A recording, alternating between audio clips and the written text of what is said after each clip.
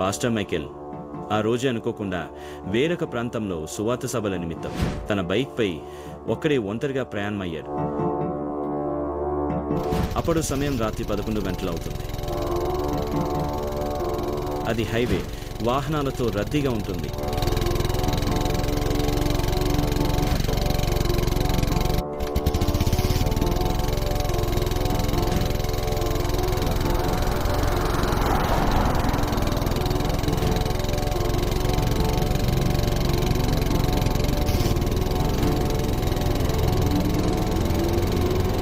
కొంత దూరం వెళ్ళాక సడన్గా ఏమైందో తెలియదు, కానీ వెనుక నుండి వేగంగా ఒక కారు వచ్చింది.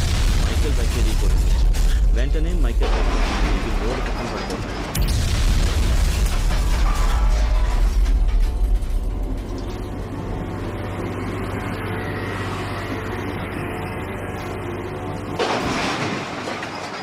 తలకు గాయాలవుతాయి. ఆ సమయంలో ఎవరు కూడా అతన్ని చూడరు. తలకు గట్టిగా తగలడం వల్ల అతను చనిపోతాడు. మరునాడు ఉదయం అక్కడికి ఒక వ్యక్తి వచ్చి చూసి వెంటనే పోలీసు వారికి సమాచారం అందిస్తాడు. వెంటనే పోలీసులు అక్కడికి చేరుకుంటారు. అతను ఎవరు అని అతని వివరాలు సేకరించి మీడియాకు సమాచారం అందిస్తారు.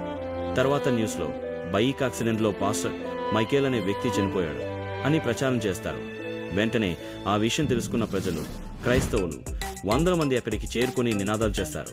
కానీ అక్కడ పరిస్థితి గమనించిన ప్రజలు అది యాక్సిడెంట్ కాదు, ఎవరో కావాలనే మైకేల్ను చంపి ఇక్కడ పడేశారు అని వారు అనుమానం వ్యక్తం చేస్తారు. వారి అనుమానం ప్రకారం సీన్ ఒకసారి వెనుకకు వెళ్తే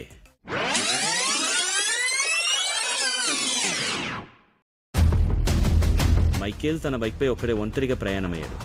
అప్పుడు సమయం రాత్రి 11 గంటలవుతుంది. కొంత దూరం వెళ్ళాక అతనిని గుర్తు తెలియని వ్యక్తులు కారులో వెంబడిస్తారు.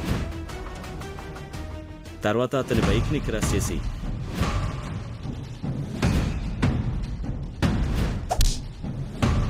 వాళ్ళ దగ్గర ఉన్న కర్రలు, రాడ్లతో మైకేల్ను ఆ మనుషుని కొట్టి పడేస్తారు.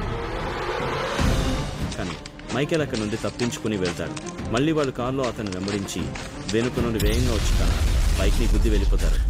అప్పుడు మైకేల్ రోడ్ పక్కన పడిపోయి ఉంటాడు. ఇదంతా ప్రజలు ఊహించిన ఊహాగానాలు మాత్రమే. ఏదేమైనా మనమంతా అతని ఆత్మకు శాంతి చేకూరాలని ఆ ప్రభువును ప్రార్థిద్దాం.